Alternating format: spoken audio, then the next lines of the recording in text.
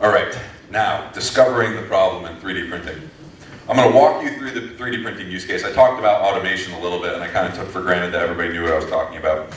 With 3D printing, in my mind, the hardest part, not with other products, but the hardest part should be coming up with the idea. The hardest part should be the creative part.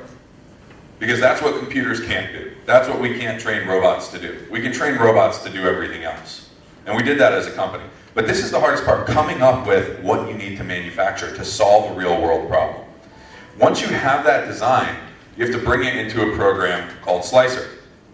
You open up the Slicer program, and there are so many variables. You guys see all these variables here? As a user, you have to define manually all of these different variables. And it's not just these, there's more and even more. So there's over 140, 150 variables that you have to optimize as an operator of a 3D printer.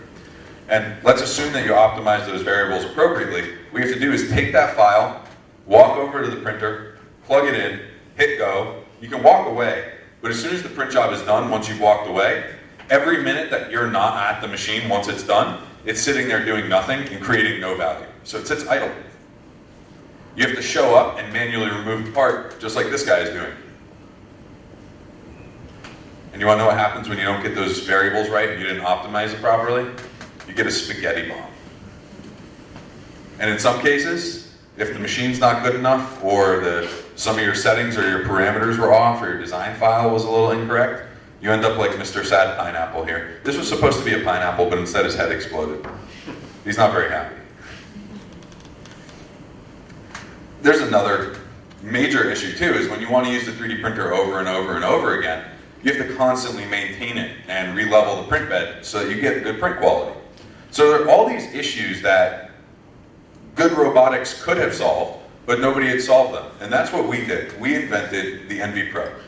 The NV Pro is a completely cloud-connected solution that allows you to take an idea that you have, import it to our cloud software, tell it, do you want high quality, low quality, high strength, low strength, some high-level variables, but we extrapolate away those 150 other variables. We hide that from the user.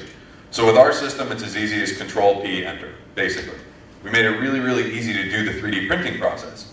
And then when that file has been processed, it gets streamed to the printer prints it out, and then what we invented, and our patent just got granted a couple months ago from when we were our time at MIT, it automatically removes the part and starts the next job. So the disruption that we've had is a change in the behavior of the 3D designer, a change in the behavior of the person that wants to manufacture something. And that's the most important part. With every other 3D printer on the market, you need a human being physically at the machine to set it up and to remove the part, and then to set up the next job. So when you want to do more than just one thing, other 3D printers just don't get the job done in the same way that our product does. You can send a print job from anywhere in the world to any one of our machines anywhere in the world and have to do nothing.